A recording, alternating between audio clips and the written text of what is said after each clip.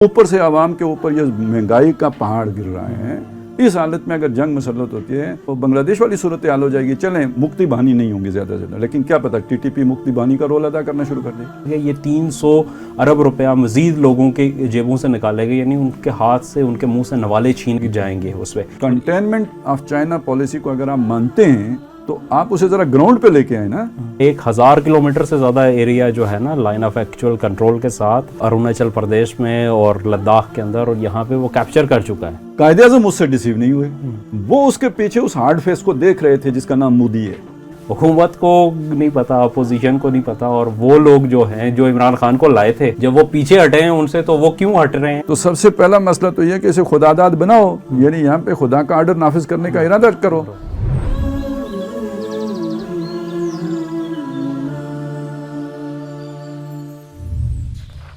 السلام علیکم ناظرین، میں ہوں فاروق سلطان اور آپ دیکھ رہے ہیں پروگرام تذکرہ اور تبصرہ. آج کی ہماری جو ڈسکشن ہے اس میں بھی ہمارے ساتھ موجود ہوں گے مہتاب عزیز بھائی اور خالد محمود عباسی صاحب.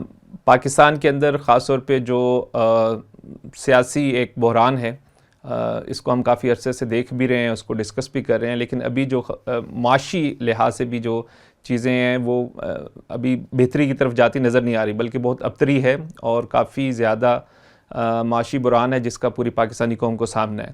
اس حوالے سے ہم نے دیکھا کہ مختلف سیاسی جو ہماری حکمران جماعت ہے اس کے بیانات بھی آ رہے ہیں.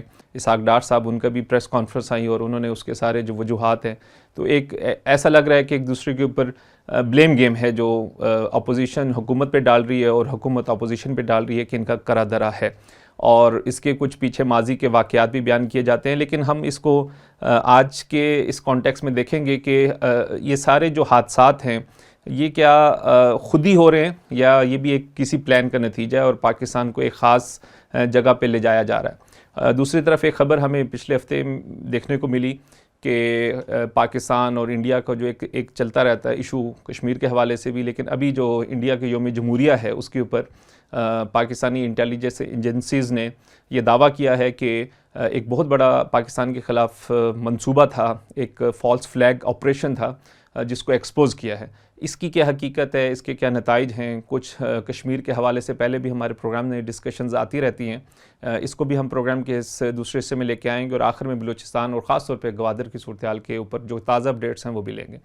تو مہتاب بھائی، آپ نے دیکھا کہ نئی پنجاب گورنمنٹ بھی آ گئی اور تعیناتی ہو گئی ہے جو ہمارے انٹرم وزیر اعلیٰ ہیں پنجاب کی، اس کے حوالے سے بھی. لیکن جو جسے ہم کہتے ہیں نا سیاسی استحکام، وہ ہمیں نظر نہیں آ رہا، اور خاص طور پہ جو اس کے ساتھ معیشت جڑی ہوئی ہے اس کی تو سمجھ لیں کہ بڑی ہم خطرناک اور ایمرجنسی صورتحال میں داخل ہو گئے ہیں. تو آپ اس ساری صورتحال کو سمجھتے ہیں کہ یہ کچھ بہتری کی طرف جائے گی، لیکن یا یہ ہے کہ ابھی یہ خرابی ابھی زیادہ بڑھے گی؟ بسم اللہ الرحمن الرحیم. فاروق بھائی، اگر اس کو دیکھیں تو دو چیزیں ہیں. ایک تو اس وقت ہم اپنی جو ذرائع مبادلہ ہے اس کی سب سے نچلی سطح کے اوپر ہم اس وقت موجود ہیں، اور اس وجہ سے بہت سارے یہاں پہ مسائل ہیں اور لوگوں کے اوپر حالات جو ہے وہ بہت تنگی کا شکار ہیں.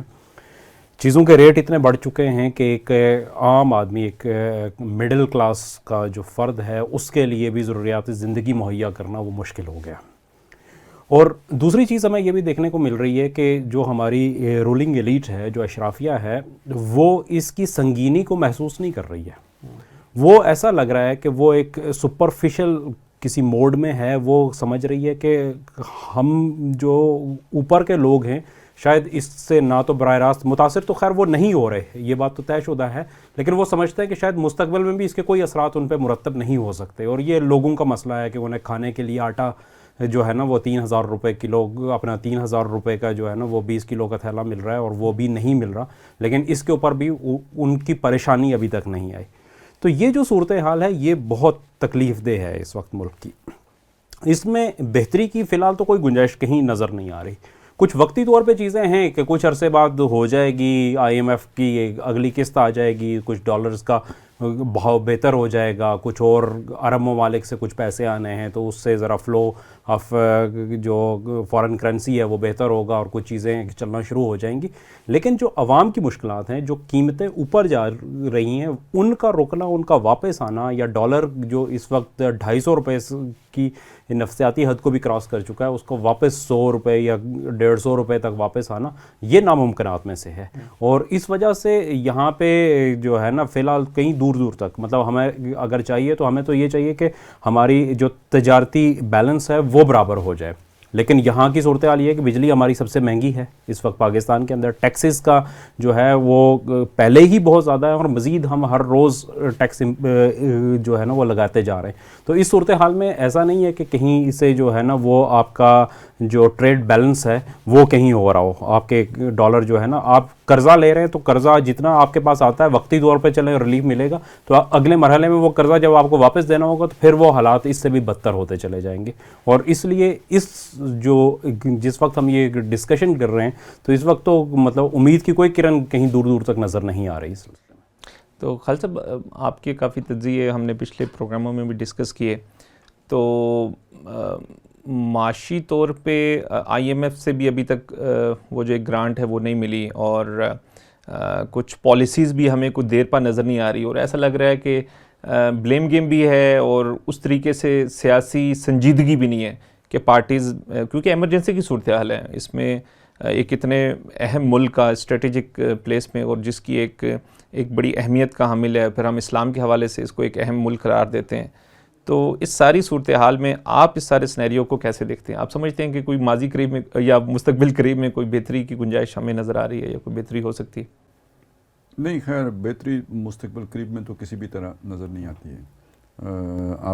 آپ نے اگر مثبت اقدامات بھی کرنے ہیں تو بہتری آنے میں 3-4 سال تو لگیں گے. یعنی اتنی ڈیمیج ہو گیا ہے کہ ڈیمیج کنٹرول کے بعد ریپیئر ورک بھی ایک وقت لے گا. یعنی ایک دم تو حالات بہتر نہیں ہو سکتے.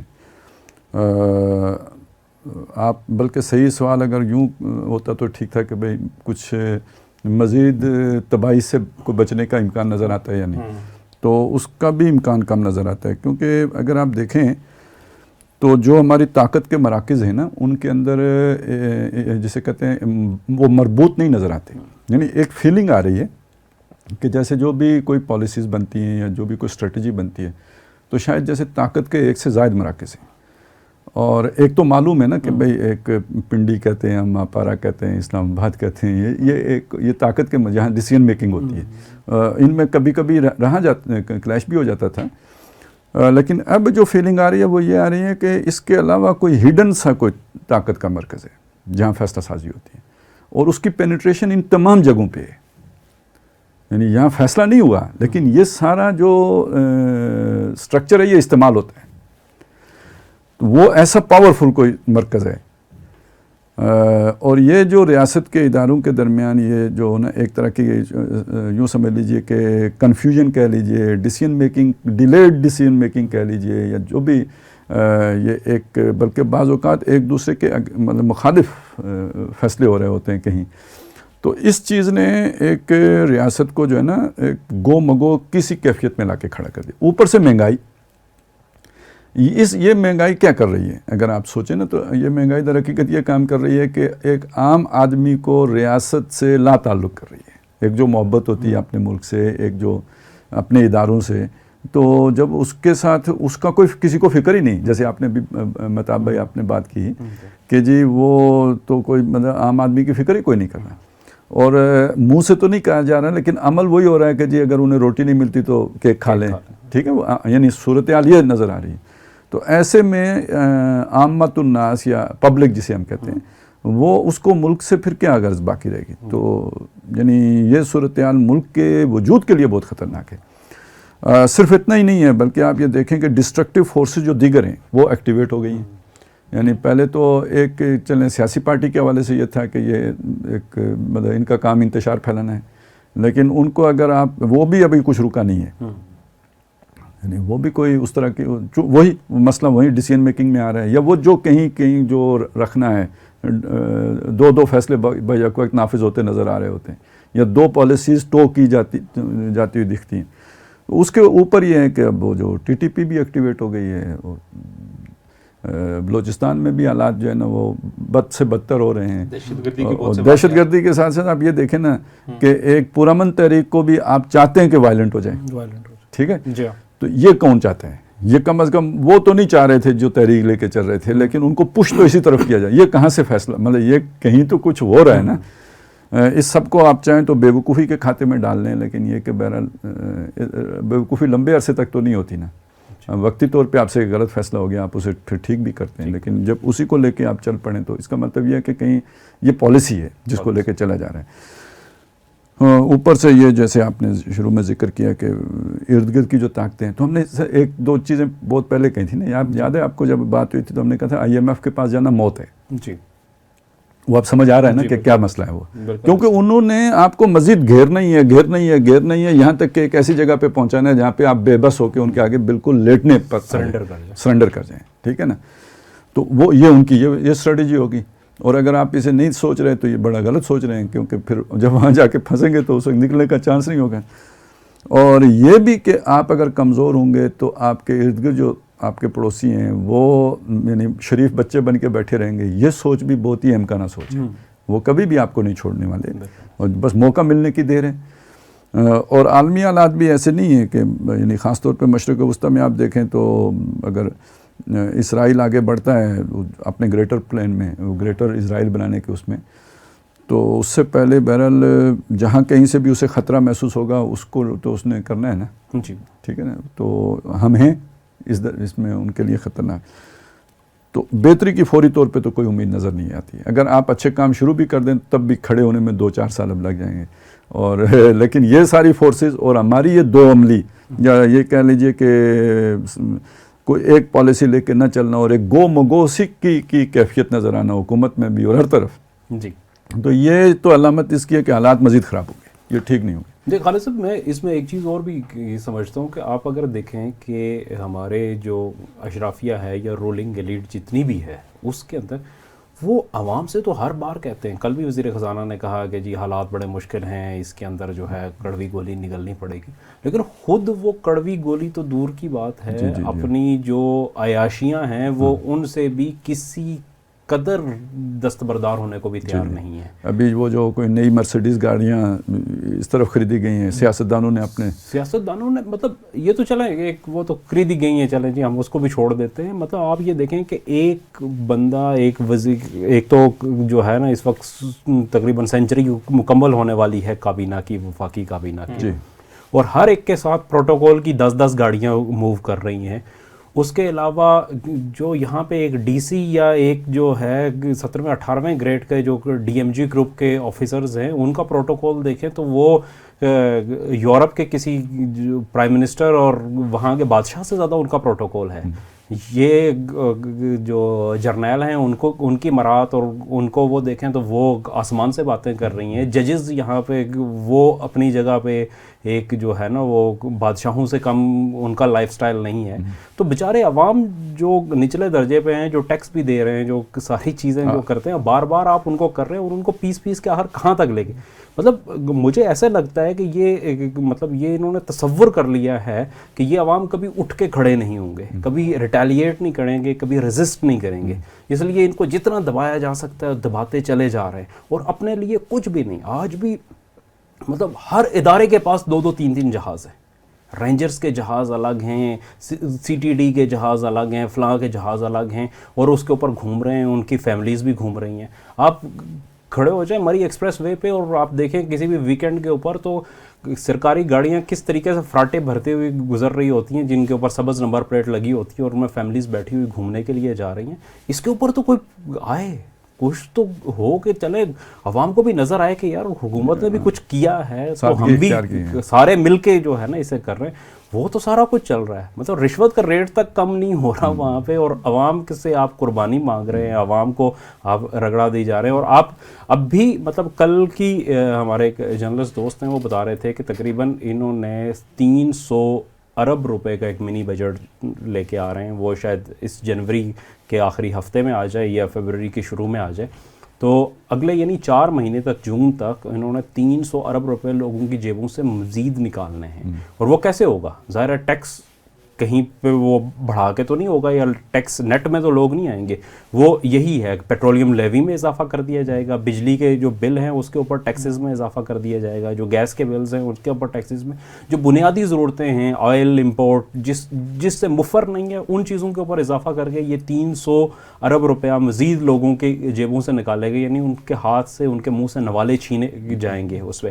لیکن دوسری طرف جو اخراجات ہیں ایک آج تک, مطلب چاہے وہ پیچھے پی ٹی آئی کی گورنمنٹ گئی ہے, اس کے بعد اب پی ڈی ایم کی گورنمنٹ ہے, ایک میئر نہیں ہے, کوئی سنگل ون آئیڈینٹیفائی نہیں کیا جا سکتا کہ جس میں حکومتی اخراجات کم کرنے کے حوالے سے کوئی معمولی سا سٹیپ بھی لیا گیا. تو یہ کیسے, ویسے وہ اسحاق ڈار نے رات کو بھی جو پریس کانفرنس ہے نا اس میں خالد صاحب وہ بات کی تھی کہ یہ مملکت خداداد ہے اور اس کو کوئی ختم نہیں کر سکتا, یہ تو قائم رہنے کے لیے بنی ہے. مقصد یہ تھا کہ آپ بس اللہ پہ توکل کرو, مسلمان ہو, اور ویسے بھی یہاں ایمان ہم کہتے ہیں کہ بہت زیادہ وہ سکون قبر میں پہلے وہ خان صاحب کہا کرتے, انہوں نے کہا سکون لیکن ہم قبر اپنی کوئی روش ٹھیک اور نہیں یہ کریں گے. جو ہے نا کہ جی مملکت خدا داد ہے کبھی ختم نہیں ہو سکتی. تو 71 میں کیا ہوا تھا, خدا داد مطلب یہی تھی, وہ نہیں تھی, ایک ٹائم کی خدا داد تھی نہیں تھا. ٹھیک ہے, تو اگر وہ ہو سکتا ہے تو یہ کیوں نہیں ہو سکتا. اور کیسی خدا داد ہے جس نے کوئی خدا کی برکت کوئی نظر ہی نہیں آتی, اور جس میں شیطان مسلط ہیں.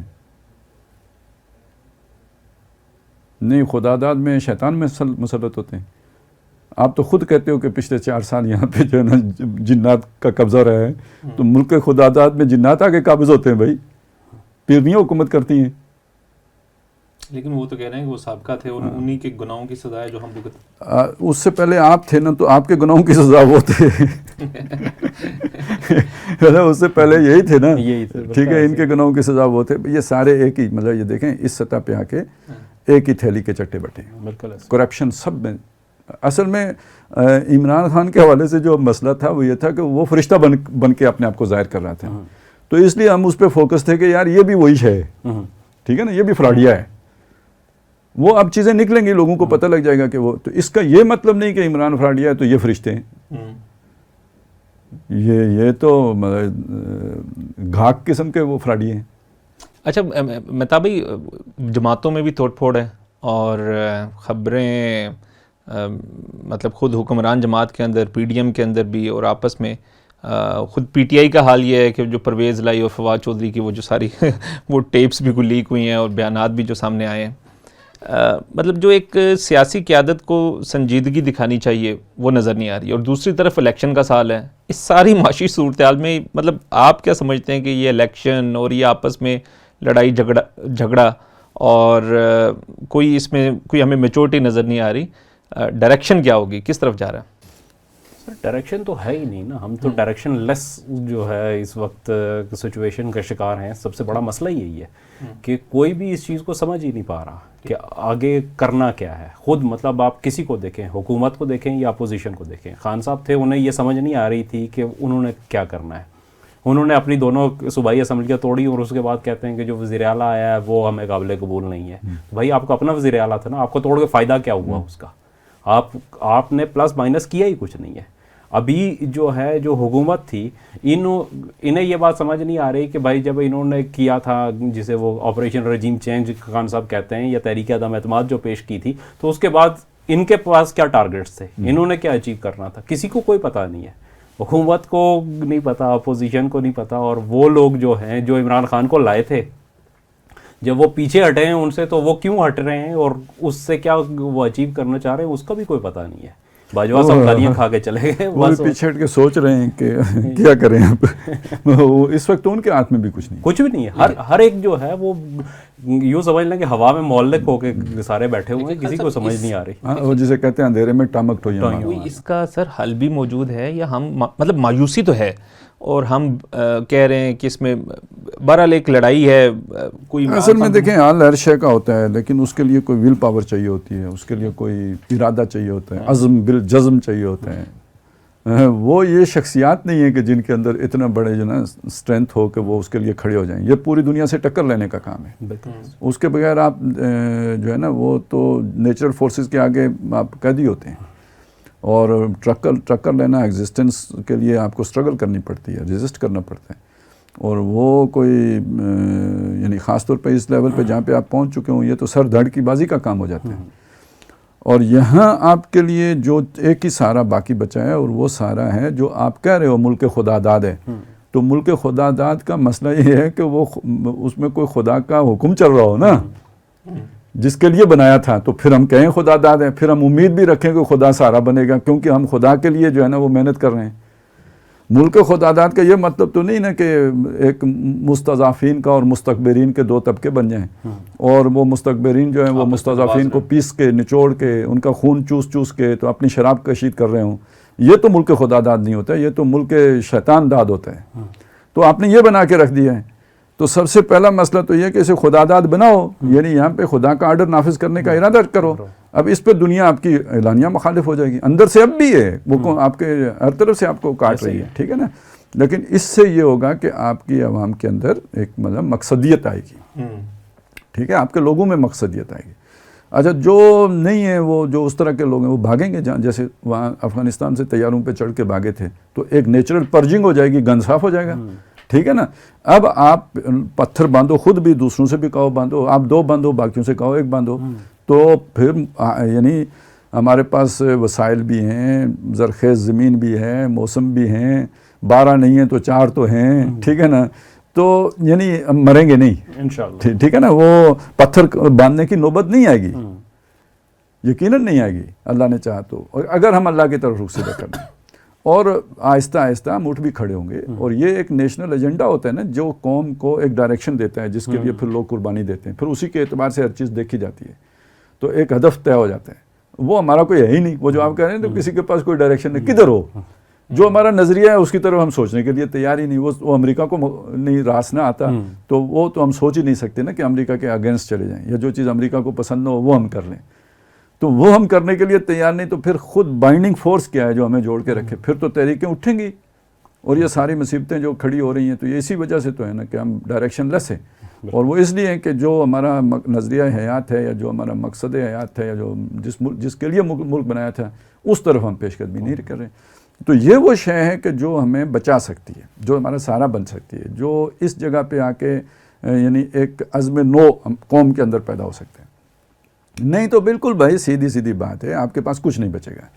آج آپ کو یہ 300 ارب کے لیے یہ شرطیں ماننی پڑیں گی، کرتے کرتے عوام کو آپ رول دیں گے، ٹھیک ہے، نہیں اٹھے گی عوام، ہم اسی رخ پہ آگے لاجک لے کے چلتے ہیں. لیکن جب بالکل ختم ہو گیا، اب وہ آپ ان سے کہاں سے لیں گے؟ وہ بھوکے مریں گے، آپ کو تو نہیں دے سکتے. ٹھیک ہے، مر جائیں، وہ مر گئے، آپ کہاں سے اب آپ کے پاس پیسہ آئے گا؟ تو ڈاؤن سائزنگ کرنی پڑے گی نا، جو آج وہ کہہ رہے ہیں، ٹھیک ہے نا. جیسے وہ پہلے وہ ایک دفعہ نواز شریف نے کہا تھا یار اپنے چارپائی تھلے ڈانگ پھیرو، تو آپ نے اسے وہ ڈان لیکس بنا دیا، ٹھیک ہے. بعد میں پھیرنی پڑی نا، وہ سارے بند کرنے پڑے. تو اسی طرح آخر میں جا کے آپ کو ڈاؤن سائزنگ کرنی پڑے گی فوج کی، اور پھر وہ اپنا وہ بھی دینا پڑے گا، وہ جو آپ سے مانگا جاتا ہے، رول بیک، بے قاعدہ پروگرام، ٹھیک ہے نا. وہ جو جیسے اس نے کہا تھا، کیا ہے بائیڈن ہے نا، اس نے کہا نا بے قاعدہ ہے پاکستان کا، تو وہ بے قاعدہ شے دینی پڑے گی آپ کو. تو جب یہ بھی دے چکیں گے تو اس کے بعد نیچرل جو ہے نا، نیچرلی کیا ہوگا؟ آپ انڈیا کے یا تو نیپال بن کے رہیں گے، یا وہ جو آج مقبوضہ کشمیر کا سٹیٹس ہے وہ سٹیٹس رہے گا. کیونکہ انڈیا بھی آپ کو اپنے ساتھ شامل باقاعدہ ایکول، وہ جو قائد اعظم والی اسٹیٹمنٹ نہیں دے گا، we are equal and equal citizen of this state of India, یہ نہیں ہوگا، ٹھیک ہے نا. وہ آپ کو رکھیں گے سیکنڈ ریٹ سٹیزن بنا کے. اور وہ پھر یہی ہوگا جیسے وہ اس وقت مسلمانوں کے بارے میں سوچ رہے ہیں، انڈیا کے مسلمانوں کے بارے میں سوچ رہے ہیں. وہ سٹیٹس پھر ہوگا جو باقی بچیں گے. تو جو یعنی جس طرح کی پالیسیاں لے کے چل رہے ہیں، وہ تو یوں لگتا ہے جیسے ان کے ساتھ تو وعدے ہو رہے ہیں، اس ملک کو آپ نے یہاں لے کے جانا ہے، اس کے بعد آپ نے فلائی کر کے ہمارے پاس آ جانا ہے، ہم نے آپ کے لیے یہ جنت، آپ کا پلاٹ یہ، آپ کا پلاٹ یہ، آپ نے یہاں آ کے سیٹل ہو جانا ہے. باقی یہ اس خطے میں چونکہ خناس ہے بنیاد پرستی کا، ان کا علاج یہ ہے. ٹھیک ہے، یہ تو تیار ہیں. مطلب آپ دیکھیں کہ ہماری جتنی پولیٹیکل ایلیٹ ہے، چاہے وہ عمران خان صاحب ہیں، چاہے وہ نواز شریف صاحب ہیں، چاہے وہ زرداری صاحب ہیں، ان کے بچوں کی تعلیم کہاں ہوتی ہے، ان کے علاج کہاں ہوتے ہیں، یہ چھٹیاں کہاں گزارتے ہیں، اور انہوں نے اپنے لیے جو سیف ہیون ہے، جو محفوظ جنت ہے، وہ وہاں پہ بنا کے رکھی ہوئی ہے. اس سے نیچے آ جائیں تو ہمارے ماشاءاللہ سے جتنے جرنیل ہیں، جتنے ججز ہیں، جتنے بیوروکریٹس ہیں، جو بزنس مین ہیں, بڑے بزنس ٹائکونز جو ہیں, یہ سارے کے سارے وہ ہیں کہ جنہوں نے یورپ کے اندر اپنی نیشنلٹی بھی لے چکے ہیں, وہاں پہ گھر بنا چکے ہیں, وہاں پہ زمینیں خرید چکے ہیں, وہاں پہ تیاری انہوں نے اپنے طور پہ مکمل کی ہوئی ہے. اور ہم دیکھ رہے ہیں کہ ہمارے یہاں تو لوگ ریٹائر بعد میں ہوتے ہیں اور پہلے وہ جو ہے نا وہ فلائی کر جاتے ہیں یہاں سے, اس وقت تک ان کی کوشش ہوتی ہے. اور ایک اور چیز میں آپ کو کہوں کہ اس میں مطلب کبھی سوچ کے حیرت ہوتی ہے کہ ایک بندہ جو ہے وہ 30-35 سال ایک جگہ نوکری کرتا ہے, اس سے ریٹائر ہوتا ہے, کروڑوں روپے جو ہے نا اور اربوں روپے اس کے پاس جو ہے نا وہ پلاٹوں کی شکل میں اور اس میں آ جاتے ہیں, کروڑوں روپے اسے ڈائریکٹ مل جاتے ہیں. کروڑوں کہتے ہیں نا آپ تو دل رکتا ہے. ہاں وہ مطلب وہ خربوں تک جو ہے نا اسے, لیکن اس کے بعد بھی یہ ہوتا ہے کہ وہ پھر اگلی نوکری شروع کر دیتا ہے یہیں پہ ایک بڑے ادارے کے اندر جو ہے نا وہ اپنے بچے بیٹیاں بھتیجے بھتیجے سب کو اس کے اندر رکھتا ہے. پھر وہ اس کا جو ٹینیور ہوتا ہے 5 سال 10 سال کا وہ پورا کرتا ہے, پھر اس کے بعد ایک اور نوکری شروع کر دیتا ہے, بڑے تھنک ٹینک میں چلا جاتا ہے. یعنی کہ آپ ہم ایک دن بیٹھے ہوئے مطلب اپنے نیوز روم میں یہ کر رہے تھے تو ہم نے آئیڈینٹیفائی کیے کوئی 23 لوگ ایسے تھے جو 80 سال سے اوپر کی عمر کے ہیں اور وہ چوتھی جگہ نوکری کر رہے ہیں, اور وہ وہاں پہ بیٹھ کے 15-20 لاکھ روپیہ وہ سیلری لے رہے ہیں. 100-150 لوگ انہوں نے اپنے خاندان کا یا اپنے رشتہ دار دوست احباب کا وہاں پہ اپنے ساتھ رکھا ہوا ہے, اور جس ادارے میں وہ کر رہے ہیں اس سے وہ متعلق ہی نہیں ہے سرے سے. مطلب آپ مہتاب بھائی کیا ہے یہ دیکھیں یہ کیا ہوتا ہے, یہ رول ماڈل ہوتا ہے. یہ میرے جو آج جو جوائننگ دے رہے ہیں نا اس کے لیے یہ رول ماڈل ہے. اسے بتایا جاتا ہے کہ اگر آپ ہمارے ساتھ چلو گے تو وہاں پہنچو گے, ٹھیک ہے, اور کوئی اصول پر اور اخلاق پر اور وہ ضابطے پر اور وہ اپنے جو رائٹیس وے اس پہ, تو پھر وہ اس کا بھی انہوں نے نشان عبرت رکھا ہوتا ہے, پھر وہ ہو گئے. ٹھیک ہے نا, یہ ان کو اتنا نوازا اس لیے بھی جاتے ہیں کہ یہ ہے یہ جنت یہ ہم نے بنائی ہے, اور اگر آپ ہماری سنتے رہو گے اور جیسے ہم کہیں گے ویسے چلو گے تو یہ آپ کا فیوچر ہے. ٹھیک ہے, تو ریٹائرمنٹ تک تو گویا آپ نے جہاد کیا ہے, یعنی اسٹرگل کی ہے. صحیح. اور ریٹائرمنٹ کے بعد اب آپ جنت میں آ گئے ہو, انعام کے طور پھل کھانے کے لیے آ گئے ہو. ٹھیک ہے, وہ پیریڈ وہاں سے شروع ہوتا ہے اصل میں, انجوائمنٹ کا پیریڈ, اور جسے کہنا ہے آپ کو جس کے اندر اب آپ کو نوازا جاتا ہے, تو وہ تو اس کے بعد یہاں تک تو آپ ہمیں کام کر کے دو نا. یہ جوانی کا دور ہے, تو اللہ تعالیٰ بھی تو علیحدہ پوچھے گا نا جوانی کہاں لگائی اور عمر کہاں لگائی, یہ علیحدہ لگائی. تو جوانی آپ ہمارے لیے لگاؤ تو پھر ہم بڑھاپے میں آپ کو اس کا پورا بدلہ دیں. 80 سال کی عمر تک بھی, ہاں 80 سال عمر چوتھی نوکری دیں گے. نہیں, اب تو کیا پتہ ہو سکتا ہے وہ کوئی ایسی جو ہے نا وہ ادویات آ چکی ہوں جس میں یعنی کوئی DNA کی کوئی ٹریٹمنٹ آ گیا ہو کہ جس میں یہ چیز بھی شامل ہو کہ ہم آپ کو ایک لمبی عمر بھی دے دیں گے. صحیح. ٹھیک ہے, اور ممکن ہے شیطان نے نہیں آدم علیہ السلام سے کہا تھا کہ آپ کو ایک خلافت بھی بادشاہی بھی دیں گے اور ایک ایسی زندگی کہ جو کبھی ختم نہیں ہوگی. تو یہ بھی یعنی کیونکہ اس طرح کے لوگ ہم نے دیکھا جلدی مرتے نہیں ہیں. چلے اچھا, اس میں لمبی عمریں پاتے ہیں. اچھا مہتاب، دوسرے ٹاپک پہ آتے ہیں. کچھ خبریں ہمارے سامنے آئی تھیں پچھلے ہفتے میں 3-4 دن پہلے کہ ایک پاکستانی جو ہمارے سیکیورٹی ادارے ہیں انہوں نے ایک بڑا خفیہ منصوبہ تھا جو انڈیا کے یوم جمہوریت پر پاکستان کے خلاف آنا تھا. خیر وہ رپورٹس تو ساری آ گئیں، واقعات بھی آ گئے، وہ کیا چیزیں تھیں، کون سے کریکٹرز تھے، ان کے فوج کے پولیس کے انوالومنٹ تھی. لیکن ہم تقریباً پچھلے 7-8 ماہ سے اپنے پروگرامز میں گائے بگائے کشمیر کے حوالے سے، اور اس میں بھی پونچھ کا سیکٹر ہے اور اس کی خبریں آئی ہیں. تو آپ کیا سمجھ رہے ہیں کہ پاکستان کی ایک طرف تو معاشی حالت کمزور ہے، تو کیا انڈیا کوئی بڑا پلان رکھ رہا ہے یا کوئی ابھی بھی، مطلب یہ تو چلیں ایکسپوز ہو گیا. اچھا اس پہ کچھ پی ٹی آئی کے ہمارے جو محبان وطن آج کل جو تھے انہوں نے پروپیگنڈا کیا یہ تو فواد چودھری کے جو گرفتاری ہے اس کی طرف سے توجہ ہٹانے کے لیے ایک یہ پوری خبر جو ہے جھوٹی خبر جو ہے وہ تراشی گئی. اس پر آپ کیا کہتے ہیں، اس کا تجزیہ آپ کیسے دیکھتے ہیں؟ دیکھیے فاروق بھائی، صورتحال یہ ہے کہ کشمیر کے اندر 2019 کے جو اقدامات بھارت نے کیے تھے اور اس کے بعد سے جو صورتحال وہاں پیدا ہوئی، وہ جو ایکسپیکٹیشن تھی نا بھارتی قیادت کی اس کے بالکل اپوزٹ ہوئی ہے. ان کا خیال یہ تھا کہ یہ جب ہم سارے راستے بند کر دیں گے تو ایک دفعہ ہر چیز جو ہے نا یہاں پہ بیٹھ جائے گی اور یہ प्रो इंडियन जो है लॉबी उसको खुल खेलने का मौका मिलेगा, वही सिर्फ जो है ना जंगल में अकेले बादशाह होंगे और हर तरफ जो है ना लोग उन्हीं की तरफ देखेंगे और उनका नैरेटिव ही जो है प्रोलॉन्ग करेगा। लेकिन वहाँ पे अपोजिट हुआ इसके कि इस सारे अरसे के बावजूद जो है इंडिया से जो वहाँ की जो रेजिस्टेंस थी उसकी शक्ल तो तब्दील हुई। वहाँ पे अब ज़ाहिर पत्थरबाजी नहीं, और पत्थर ना भी फेंकने तब भी लोगों को घरों से उठा के वहाँ पे जो है ना वो कत्ल किया जा रहा है, या जेलों में एक बहुत बड़ी तादाद को बंद कर दिया गया है इससे। लेकिन जो इंटरनेशनल मीडिया को अगर आप देखें तो आपको बड़ा क्लियर नज़र आएगा कि वहाँ पे एक साइलेंट रेजिस्टेंस है, वहाँ की जो है अंदर ही अंदर एक लावा पक रहा है। ये इंडियन क़यादत भी बड़े उससे महसूस कर रही है।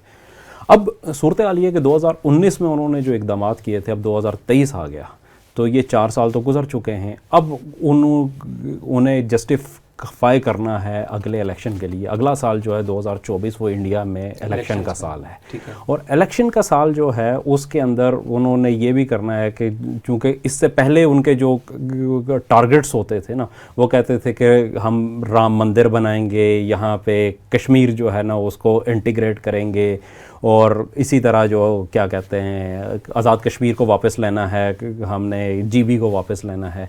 तो ये उनके वो नारे थे जिनकी बुनियाद के ऊपर वॉर मॉन्गरिंग जो है वो करते थे, और लोगों को के जज्बात को उभार के तो वो हमेशा वोट लेते आए हैं। अब वहाँ की सूरत हाल ये है कि राम मंदिर तो जैसा तैसा था वो मसला हल हो गया। वहाँ के जो लोकल मुसलमान थे उनको भी उन्होंने इतना दबा लिया कि अब वो कोई बहुत बड़ा इशू नहीं रह गए कि जिसके ऊपर लोगों के जज्बात आ सकें। पाकिस्तान और कश्मीर ये 2 इशू थे। कश्मीर के ऊपर भी उन्होंने जो कर लिया उसके रिज़ल्ट्स अब ज़ाहिर है जब वो आगे जाएंगे तो लोग पूछेंगे उनसे, और उसका कोई उनके पास जवाब नहीं है कि ये कर लिया तो मकबूजा कश्मीर के अंदर भी हालात तो कंट्रोल में नहीं आए, और जो आज़ाद कश्मीर लेने वाली बात थी और जीबी लेने वाली बात थी वो कहाँ है। तो अब चूँकि अगले साल के लिए ये उन्होंने पेशबंदी से शुरू करनी है। पिछला कुछ अर्सा तो उन्होंने सीज़ फायर किया रखा है यहाँ पे, तो अब ये लग ऐसा रहा है कि इलेक्शन से पहले दोबारा से हालात वही होंगे। एक सर्जिकल स्ट्राइक जो है ना वो आपको याद होगा कि जब भी होता है इलेक्शन तो उससे पहले सर्जिकल स्ट्राइक थी। महीने ये भी फरवरी मार्च की वो भी देखे ना, ये महीना फरवरी का ही टारगेट ऐसे ही वो उसमें था। और उससे मतलब पीछे चले जाएं तो जब पिछला इलेक्शन था उससे पहले पुलवामा वाला वाक़या हुआ था। इलेक्शन से कुछ अर्सा पहले पुलवामा के अंदर ब्लास्ट हुआ था, फिर बालाकोट के ऊपर एयर स्ट्राइक हुई, फिर वो अभिनंदन वाला पूरा हुआ, और उसकी वजह से जो है ना वो कहते हैं कि मोदी को एक बहुत बड़ा वहाँ फेम मिला और वो दोबारा आ गया इक़्तिदार के अंदर। उसके अंदर बहुत बड़ा जो हिस्सा था वो यही था कि हम जो है वो हम ही लड़ सकते हैं, हम ही ये कैपेबिलिटी रखते हैं कि जो स्ट्रॉन्ग नर्व्स के साथ मुकाबला कर सकते हैं। हमने चाइना को तबाह कर, चाइना वाली बात तो अब ख़त्म हो गई है। चाइना का तो जिक्र भी जो है ना हिंदुस्तान नहीं कर रहा वहाँ पे। अब उनके लिए अगले इलेक्शन के लिए मेरा ख्याल है कि ये वाहिद जो है ना वो सूरत हाल बचती है कि जिसमें वो दोबारा पाकिस्तान के साथ जंग की कैफियत जो है ना वो पैदा करे, और उस कैफियत के नतीजे में दोबारा से वोट जो है ना वो हासिल कर सके वहाँ पे। अच्छा खालिद साहब, आपके कुछ क्लिप्स भी और तज्ज़िये भी तकरीबन हम देख रहे हैं 7-8 महीने से, एक तो कश्मीर के मौजू के ऊपर, और ख़ास तौर पे इस सारी माशी सूरत-ए-हाल का आप ये बताते थे या ये कहते थे कि ये कुछ जंग मैं देख रहा हूँ या पाकिस्तान और इंडिया के दरमियान, और अभी ये जो सारा मंसूबा एक्सपोज हुआ उसमें भी टारगेट्स उनके यही थे कि फॉल्स फ्लैग करेंगे और इसका सारा मुद्दा पाकिस्तान में डालेंगे, और पाकिस्तान पर जो है, क्योंकि अभी पाकिस्तान तो सॉफ्ट बेली बना हुआ है, तो मतलब नाजरीन के ज़हनों में सवाल हो सकता है आपकी सोर्सेज क्या है, ये आपको ये कहाँ से इल्हाम हो जाता है, ये चीज़ें आ जाती है, और आप इस सारी सूरत हाल को कैसे देखते हैं? मेरे किसी किस्म के कोई मुवक्कलात नहीं है न नूरी न नारी न खाकी, ठीक है कोई मुवक्कलात वो वजूहात क्या थी जिस बुनियाद पे आप ये बात करते? देखें सर, कुछ बातें सामने रखें। पहली बात तो यह है कि जी मैंने हमेशा ये बात कही है कि और लोग इससे अदम इत्तेफाक कर सकते हैं। ठीक है। सोच के कुछ होते हैं ना, कुछ खूंटे होते हैं जिनसे यानी आपकी सोच फिर आगे चलती है, जिनसे बंदी होती है। उनमें से एक ये कि भाई पाकिस्तान एक वाकई एक ऐसा मुल्क है जिसके बारे में दुनिया उसे अपने यानी एक कांटे की तरह देखती है और उसके साथ ईजी नहीं है, ठीक है, और उसे एक हिसाब में रखना चाहती है। फिर इस वक्त दुनिया में एक माशी जंग जो चाइना और अमेरिका के दरमियान है, उसमें पाकिस्तान एक बीच में अजीब पोजीशन पे आ गया। यानी कंटेनमेंट ऑफ चाइना पॉलिसी उस वक्त तक इम्प्लीमेंट नहीं हो सकती जब तक कि पाकिस्तान फुली अमेरिकी पेज पे नहीं होता, ٹھیک ہے نا. یہ انڈیا نہیں کنٹین کر سکتا, یہ تو پاکستان ہی کنٹین کر سکتا ہے. کھڑکی ادھر سے کھلی ہوئی ہے. اور اگر آپ جیسے اس وقت آپ کے حالات ہیں تو آپ کے لیے ایک ہی راستہ باقی بچتا ہے, چائنا. صحیح. ٹھیک ہے. اب مجھے نہیں پتا اب چائنا آپ کے ساتھ کیا کرے گا, کیونکہ ایک دفعہ آپ کسی کا اعتبار جب وہ کھو دیتے ہیں وہ جلدی جلدی بحال نہیں ہوتا. اس کی مجبوریاں اپنی جگہ, لیکن بے اعتبار آدمی پہ کیوں کوئی ٹرسٹ کرے. مطلب مجھے یہ خطرہ ہے کہ ہو سکتا ہے چائنیز بھی یہ چاہیں کہ بھئی افغانی ادھر آ جائیں. ان کے ساتھ بات کرنا آسان ہے, وہ جو کہیں گے اس پر عمل کریں گے, یہ نہیں کرتے. ٹھیک ہے. میں ویسے ایک امکان کے بات یہ بھی تو ہو سکتی ہے کہ بھئی یہ تو دو نمبریاں کرتے ہیں, کتنی دفعہ ہمارے ساتھ دھوکہ کر چکے ہیں. لیکن یہ کہ یہ دوسری طرف اگر آپ امریکی نقطہ نظر سے دیکھیں تو یہ تو یعنی خواہ پاکستان میں وہ والے سوچ پیدا ہو جائے جو ابھی ہم بات کر رہے تھے کہ بھئی اپنے ایک عزم اور اس کے ساتھ کھڑے ہو جائیں, یا یہ کہ کوئی افغانستان کے ساتھ والا معاملہ ہو جاتا ہے اگر, تو چائنا کو روکنے کے لیے ضروری ہے کہ بھئی ایک آپ سیف پوزیشن پر کھڑے ہوں. تو وہ تبھی ہو سکتا ہے کہ جب گلگت بلتستان انڈیا کے پاس ہو. اور کشمیر میں کشمیر کا بھی تو گلگت بلتستان پہنچے گے تو کشمیر تو حصہ جو ہے نا سر یہ سارا روٹ بنا. ہاں جی, تو گلگت بلتستان یعنی یہ آپ نے بالکل چائنا کو ٹھپ دیا. ٹھیک ہے. اس کے لیے آپ کا وہاں جانا ضروری ہے. تو یہ بات تقریباً یعنی آپ یوں سمجھیں کہ بہت خوش فہمی کی ہوگی کہ اگر ہم یہ سمجھیں کہ بھئی کسی جگہ پہ یہ سوچ نہیں موجود ہوگی. کنٹینمنٹ آف چائنا پالیسی کو اگر آپ مانتے ہیں تو آپ اسے ذرا گراؤنڈ پہ لے کے آئے نا, اور آپ اگر یہ چاہتے ہیں کہ بالکل یہ کھٹکا ہی ختم ہو جائے ہمیشہ کے لیے, تو اس کے علاوہ کیا صورت ہے. ظاہر ہے. ٹھیک ہے. تو ایک تو یہ چیز ہے. دوسرا یہ ہے کہ دیکھیں ابھی جو مہتاب بھائی بات کر رہے تھے کہ وہ کس بنیاد پہ جیتتے ہیں, یہ ایک ذہنیت ہے اور یہ کوئی آج نہیں پیدا ہوئی ہے. یہ وہ ذہنیت ہے جس کو مسلم پبلک عوام جانتی تھی. یہ وہ ذہنیت ہے جس کو قائد اعظم نے بھانپا تھا. یا سہا تھا. نہیں, بھانپا ہے کیونکہ وہ تو ساتھ رہے نا. میں بھانپنے کا لفظ اس لیے استعمال کر رہا ہوں کہ وہ کانگریس کا بھی حصہ رہے اور مسلم لیگ کا بھی حصہ رہے. پھر ایک وقت میں وہ دونوں سے مایوس ہو کے چلے گئے اور انہوں نے کہا مسلمان ناقابل اعتبار ہے, جو آج بھی ہے. ٹھیک ہے. اور بلکہ وہ یہ تھا نا کہ میرے ساتھ دن کو بیٹھ کے میٹنگ کرتے ہیں, شام کو ساری باتیں ڈی سی کو بتا دیتے ہیں. وہ یہی رولنگ لیڈ تھی. یہی تھے. ٹھیک ہے. اور دوسرا ہندو ناقابل اصلاح ہے, تو وہ ناقابل اصلاح تھا, علماء کو نہیں نظر آ رہا تھا, وہ اپنے حسن ظن میں تھے, اس لیے وہ سارے ہندوؤں کے مطلب وہ متحدہ ہندوستان کی بات کر رہے تھے اکثر, لیکن قائد اعظم کو یہ نظر آ رہا تھا. لیکن ہندو کا فیس کیا تھا؟ گاندھی ہندو کا فیس تھا. اور وہ فیس تھا جو ڈیسیو کر رہا تھا کس کو؟ علماء کو. قائد اعظم اس سے ڈیسیو نہیں ہوئے. وہ اس کے پیچھے اس ہارڈ فیس کو دیکھ رہے تھے جس کا نام مودی ہے, جس کا نام آج مودی ہے, اس وقت ولبھ بھائی پٹیل تھا. جی, اس وقت پٹیل تھا. ٹھیک ہے. تو اس چیز کو سمجھ لیں. اب یہ جو جذبہ ہے نا, اس جذبے کا تعلق کسی فہم سے, فراست سے, اسٹریٹجی سے نہیں ہے. یہ ایک جہالت ہے. اور اس لیے میں کہتا ہوں یہ مودی انڈیا کا بہت بڑا دشمن ہے. ٹھیک ہے نا. کیونکہ اس جہالت کے ساتھ انڈیا بھی سروائیو نہیں کر سکتا ہے. لیکن اس سے پہلے اس نے آپ کی پینٹی ضرور لگانی ہے. اس جذبے کا تقاضا یہ ہے, کیونکہ آپ نے یعنی ان کے عقیدے کے مطابق جو ہے نا دھرتی ماتا کے ٹکڑے کیے ہیں. یہ بہت بڑا جرم ہے آپ کا. ٹھیک ہے. پھر اگر اس کو اور گہرائی میں جا کے دیکھیں تو آپ کا وجود ہی یعنی یہ ان کی مقدس سرزمین ہے, دیوتاؤں کی سرزمین ہے. جیسے آپ کہتے ہیں جو قرآن نے جیسے فلسطین کو مقدس سرزمین کہا ہے, یا جیسے آپ کا وہ مسجد حرام ہے, یہ ان کے لیے پورا ہندوستان مقدس ہے, پوتر دھرتی ہے.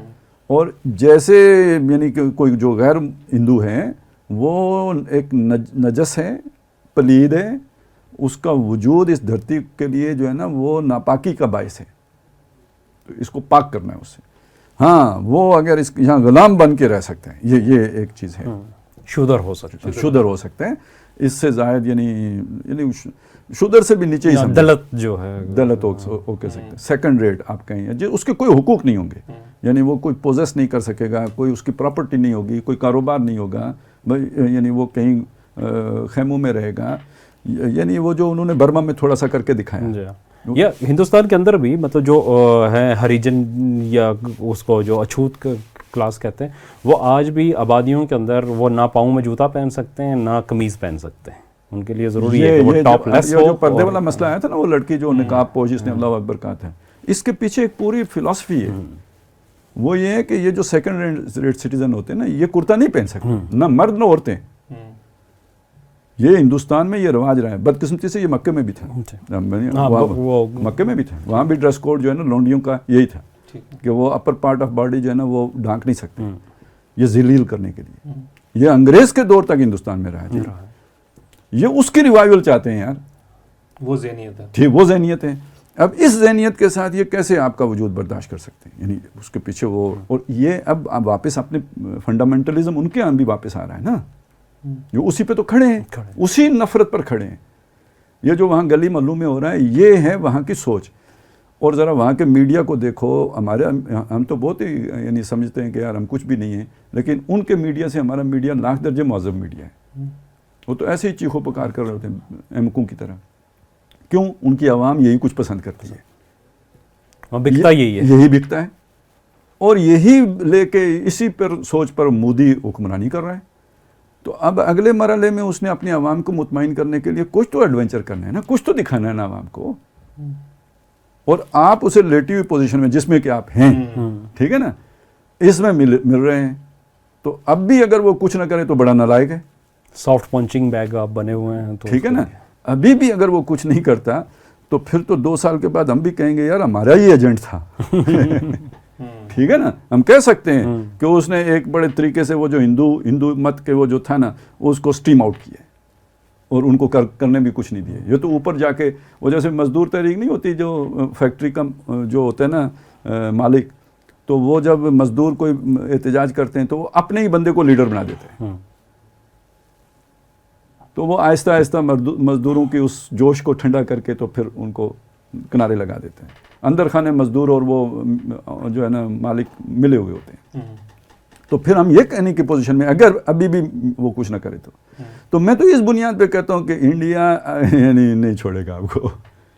ये यानी जो लोग भी वो जो थ्रेट एनालिसिस आप करते हैं ना, तो अभी आप किस पोजीशन में, आपकी मईशत बैठ चुकी है, आप तनख्वाहों देने की शायद पोजीशन में ना रहें, आवाम आपसे डिस्कनेक्ट हो चुकी हुई है। वैसे भी आवाम से मोहब्बत तो आपने की नहीं कभी कि जवाब में आपको मोहब्बत मिलती रही, फिर भी मिलती रही कि आप वतन पर मरते हैं, ठीक है ना। लेकिन जो पहले पीपल्स पार्टी आपसे मुतनफ़िर हुई कि आपने भुट्टो को फिर नून लीग हो गई जो परवेज़ मुशर्रफ ने किया। उसके बाद जो सबसे बड़ा आपके स्पोर्ट्स में थे वो मजहबी तबका था, उसकी जो आपने अमेरिका से डॉलर लेके तो चमड़ी उतारी है। उसके बाद सबसे बड़ी नफरत उनके अंदर पैदा हुआ, वहाँ टीटीपी पैदा हो गई, ठीक है। बाकी जो नेशनलिस्ट थे वो तो कभी आपके हुए नहीं। लिबरल्स को आपने समझा कि ये उनको तो नज़रिया पाकिस्तान से क्या मोहब्बत हो सकती है, और आप नज़रिया पाकिस्तान लेके चलेंगे तो वो आपसे क्यों मोहब्बत करेंगे, ठीक है। वो तो फिर आप वो क्या आसमा जहांगीर कॉन्फ्रेंस का रंग देख लें, ठीक है ना। तो अब आपके लिए बचा क्या है? एक पीटीआई बनाई थी आपने, तो इस वक्त जो उसने आपको छठी का दूध याद करवाया ना, ये तो किसी ने भी नहीं करवाया। तो अब अगर इस और ऊपर से आवाम के ऊपर ये महंगाई का पहाड़ गिर रहा है, इस हालत में अगर जंग मसलत होती है तो ये तो बिल्कुल वो बांग्लादेश वाली सूरत हाल हो जाएगी। चलें मुक्ति बहानी नहीं होंगी ज़्यादा से ज़्यादा, लेकिन क्या पता टीटीपी मुक्ति बहानी का रोल अदा करना शुरू कर दे। अच्छा, ये बलोचिस्तान वाले करना शुरू कर दें, ठीक है ना। और अगली बात यह है कि आवाम डिस्कनेक्ट हो जाए, क्योंकि आवाम के लिए क्या, उनको इधर भी भूख है उधर भी भूख है। मतलब यही बात हम खान साहब के बारे में भी कुछ प्रोग्राम्स में पहले भी डिस्कशन करते आए हैं। एक तो वो टीटीपी वाला सारा फैक्टर देखें, उसमें जो एक सॉफ्ट कॉर्नर वो उन्होंने अभी तक कभी वो उनके खिलाफ उस तरह बयान नहीं दिया कभी डायरेक्ट। अच्छा, अभी जो दहशतगर्दी के वाक़यात हैं उस पर मतलब कोई इतना कोई ख़ास स्टैंस हमें नज़र नहीं आता। अच्छा, दूसरी तरफ मतलब ये जो कश्मीर का विज़िट हुआ था हमारे आर्मी चीफ का, और उन्होंने बहुत अच्छा एक वो जो बयान दिया था, पहला विज़िट ही कश्मीर में किया और बहुत एक स्ट्रॉन्ग मैसेज दिया। अच्छा, दूसरी तरफ ये चीज़ हम अपने डिस्कशंस में तो बार बार करते रहे कि एक साजिश हो रही है या प्लान किया जा रहा है, तो उसका चलें किसी हद तक एक्सपोज हो जाना भी, ले आना, लोगों तक अवेयर कर देना बड़ी बात है। लेकिन ये हमारा जो ये तबका है خان صاحب ہیں پلس اس کے جو بھی جماعت کے لوگ ہیں. میں نے اس میں ٹویٹر میں دیکھا تو پورا ٹرینڈ چل رہا کہ نہیں یہ ایسا نہیں ہے, ایسا کچھ بھی نہیں ہے, یہ ہمارے خلاف ایک سازش ہے, بلکہ اس کے خلاف ایک پورا ایک نیریٹو بلڈ کیا جا رہا ہے کہ چلیں اگر ادارے میں کچھ ایسے سنجیدہ لوگ ہیں یا کچھ انیشیٹو اچھے انیشیٹوز ہیں, ہم ماضی میں جو سیاسی غلطیاں ہم اس پہ بات کرتے ہیں, جو اچھے انیشیٹوز ہیں اس کے اوپر ان کو بیک کرنے کی بجائے ان کے خلاف محاذ جنگ کرنا, یہ تو پھر آپس میں اداروں کو ٹکراؤ اور اندر جو ہے خانہ جنگی کی صورتحال نہیں پیدا کر, اور اس کا فائدہ انڈیا کو نہیں جائے گا. نہیں دیکھیں دونوں چیزیں ہیں. ایک تو یہ ہے کہ یہ جو کچھ بھی ظاہر ہے آج ہمیں کاٹنا پڑ رہا ہے, یہ بویا ہم نے خود ہی ہے. ٹھیک ہے, اپنے عوام کے اندر سے, جیسے خالد صاحب نے کہا کہ ان کو ڈسکنیکٹ کیا گیا ہے ریاست سے, ریاستی اداروں سے, ہر چیز سے. آپ نے کبھی عوام کو آن نہیں کیا اور اس وجہ سے عوام اس سے ہوئے. پھر دوسری چیز یہ بھی ہے کہ آپ نے عوام کو سیاسی شعور سے بیگانہ کرنے کی ہر ممکن کوشش کی ہے. شاہد افریدی سے چھکے مرو, شاہد افریدی سے چھکے لگ رہے ہیں. آپ یہ دیکھیں کہ آپ کی مزدور یونینز جو ہے نا ایوب خان کے دور میں بین ہوئی تھی, وہ آج تک واپس بحال نہیں ہوئی ہیں. آپ کی جو اسٹوڈنٹ یونینز ہیں وہ ضیاء الحق نے بین کی تھی, اس کے بعد سے آج تک نہیں ہوا. 50 سال گزر گئے اس بات کو. تو یہاں پہ جو اور سیاسی جماعتیں جو ہیں ان کے اوپر اپنے علاقے وہ بٹھائے ہیں اپنے روبوٹ پیراشوٹرز. مطلب آپ دیکھیں نا بلدیاتی انتخابات آج بھی اسلام آباد میں نہیں ہونے دیے. پہلے پی ٹی آئی نے نہیں ہونے دیے تھے, اب نون لیگ نے نہیں ہونے دیے اسلام آباد کے اندر. کراچی کے اندر جو ہوا ہے وہ بھی سب کے سامنے ہے کہ کس طریقے سے ایک آرٹیفیشل قیادت وہاں پہ مسلط کی جا رہی ہے.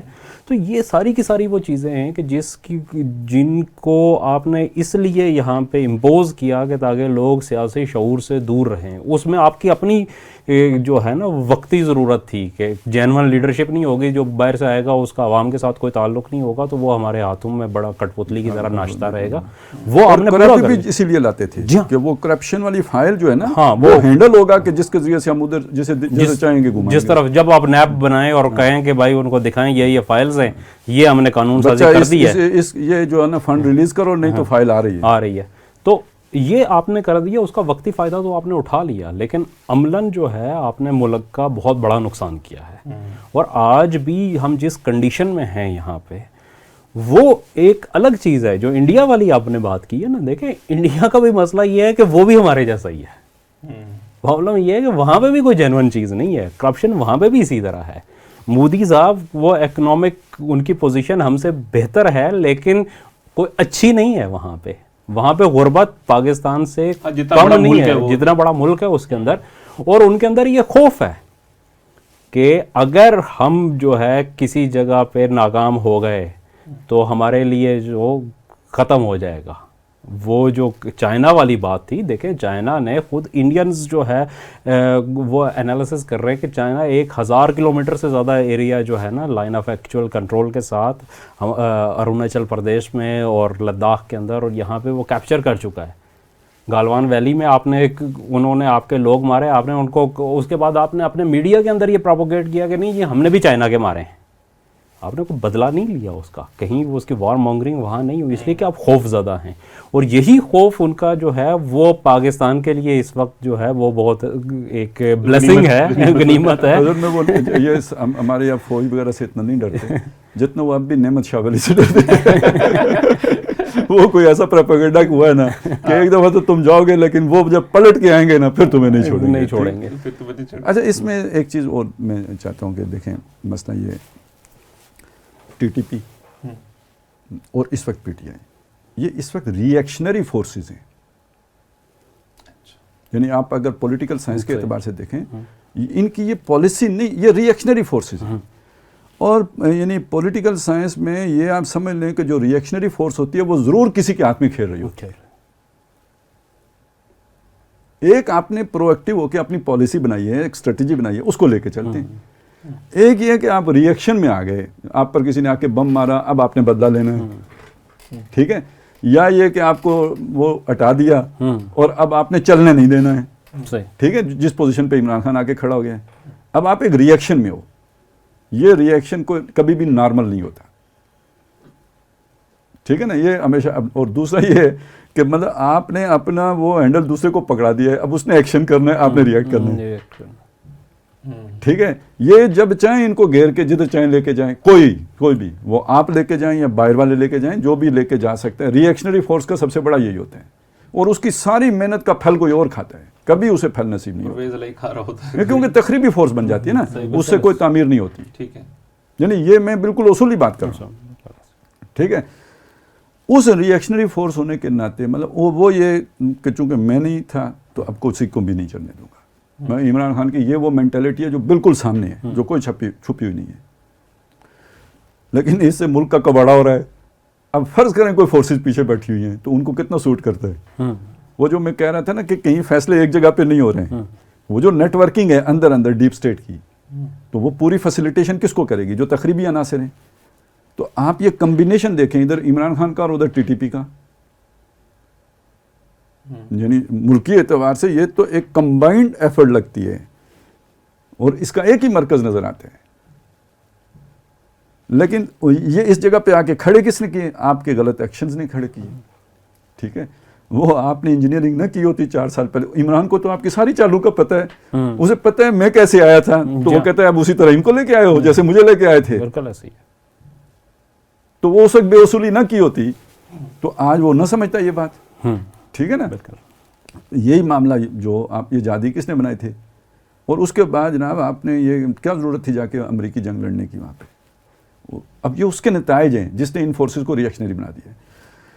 لیکن یار کامن سینس کی بات یہ ہے کہ ٹھیک ہے یہ ملک تو ہمارا ہے, مطلب جو جیسی تیسی بھی حکومت ہے, مودی ان سے اچھا تو نہیں ہو سکتا نا, کبھی بھی نہیں. ٹھیک ہے, یا یہاں پہ آج اگر وہ وائسرائے کوئی واپس آ جائے تو ان سے اچھا تو نہیں ہو سکتا نا. ان کو مطلب کچھ کہہ بھی سکتے ہیں, جو کچھ دل کی بڑھاس بھی نکال سکتے ہیں, وہ غیر لوگ ہیں. ٹھیک ہے, بہت سارے آزادی ہوتی ہے یار. اور یہ جو لوگ ایسی باتیں کرتے ہیں نا کوئی فرق نہیں پڑا, اور یہ بکواس ہے, بہت بڑا فرق ہے. آج بھی ہندوستان اور پاکستان کا کمپیریزن کر لو, زمین آسمان کا فرق ہے. وہاں آپ بیٹھ کے اس طرح باتیں کر سکتے ہو, ایون سعودی عرب میں کر سکتے ہو. تو بھوکا بندہ بھی بات کر لے تو کچھ تو قرار آ جاتا ہے نا یار. جہاں آپ کو بالکل چپ کا روزہ رکھنا پڑے تو اس سے بہتر نہیں ہے کہ آپ کو بات کرنے کا موقع ہے. بہرحال یہ بالکل فضول بات ہے. ایک بات ہے یار, چلے مجھے پاکستان سے میں مایوسی ہو گیا, بنا تو لا الہ الا اللہ پر تھا نا. یہ ان بدماشوں کو چھوڑ دیں, یہ عوام تو یہی چاہتی تھی نا, اب بھی چاہتی ہے. تو میں اگر اس کی تعمیر کے لیے کچھ کنٹریبیوٹ نہیں کر سکتا, یا میں اس لیے قربانی نہیں دینا چاہتا, معقول بات ہوگی کہ پھر زرداریوں ہی کو فائدہ ہونا ہے. مروں میں, فائدہ زرداری اٹھائیں یا نواز شریف اٹھائیں یا عمران خان اٹھائیں یا جرنیل اٹھائیں, میں کیوں مروں؟ ایکسٹریم کی یہی بات ہو سکتی ہے. میں نہیں مرتا, نہیں بس ٹھیک ہے, لیکن میں کم از کم یہ تو نہ کروں کہ اس کی تباہی میں حصہ ڈالوں. پھر میں وہ ہو جاؤں جو حدیث میں آیا ہے نا کہ فتنہ ہوگا تو میں سمجھ نہیں آئے گی کہ بھائی رائٹ پاتھ کون سا ہے, کدھر جاؤں. تو پھر وہ ایسی کیفیت میں دوڑنے والے کے مقابلے میں چلنے والا بہتر ہے, چلنے والے کے مقابلے میں کھڑا بہتر ہے, کھڑے والے کے مقابلے میں بیٹھا بہتر ہے. پھر پیسیو ہو جاؤ. ٹھیک ہے نا. تو یار اس ملک کو تباہ کرنے میں حصہ نہ ڈالو. یہ جرنلوں کو تباہ کرنے دو. اگر تباہی ہونا ہے تو اس کا الزام ان پہ آنے دو.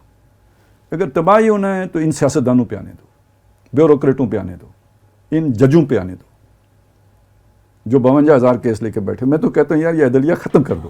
ٹھیک ہے نا, وہ کمیٹیاں بحال کر دو, وہ پنچایتیں بحال کر دو, ان کو تھوڑی سی ٹریننگ دے دو, ان سے بہتر فیصلے کر لیں گے. اور نہیں, میں گارنٹی سے کہتا ہوں آپ یہ سارے فاٹا سے بھرتی کر لو, ان کو صرف جو ہے نا وہ آپ کھانے پینے کو دے دو, مطلب فیسیلیٹیٹ کر دو, ان سے بہتر فیصلے کر لیں گے جن کو آپ سب سے بیکورڈ سمجھتے ہو. لیکن سر ماڈرن اسٹیٹ تو خیر چھوڑے وہ بحث ادھر اور نکل گئی. لیکن میں یہ کہہ رہا ہوں, اصل بات جو میں کہہ رہا تھا کہ وہ یہ ہے کہ یار آپ اگر اس ملک کی تعمیر میں کچھ نہیں کر سکتے نا, تو اس کو اس موقع پہ آپ اسے تباہ کرنے کی بات, اس کی تقریب میں حصہ دار نہ بنا. بالکل, اور کسی کے ہاتھ میں نہ کھیلیں, کسی کے ہاتھ میں نہ کھیلیں. کم از کم اتنا تو کریں, باقی دیکھیں اللہ کیا کرتے ہیں. اور کل تاکہ اگر یہ فرض کریں نہیں رہتا تو کوئی بہانہ کسی کو نہ ملے کہ یار وہ مفتی بانی تھے جن کی وجہ سے ہو گیا, فلانی کی وجہ سے ہو گیا, تاکہ صاف پتہ ہو کہ ان کی وجہ سے ہوا ہے. تو یہ خواہ وہ کوئی جتنے بھی جذباتی لوگ ہیں جو ری ایکشن کا شکار ہیں, ان کے اس ری ایکشن کا نتیجہ وہی نکلے گا جو لیبیا میں نکلا, وہی نکلے گا جو عراق میں نکلا. تعمیر نہیں ہوگی, تخریب ہو جائے گی. تو یہ تو آپ کے دینی اصولوں کے بھی خلاف ہے. یعنی آپ تخریب کرنے کی آپ کو اجازت ہے, لیکن کب؟ جب آپ کے پاس تعمیر کی کیپیبلٹی ہو. اگر اس تقریب کے بعد آپ ایک اچھی تعمیر نہیں کر سکتے، انقلاب کے بعد ایک نیا نظام لے کے نہیں نافذ کر سکتے، تو آپ کو وہ انقلاب لانے کا بھی حق نہیں ہے.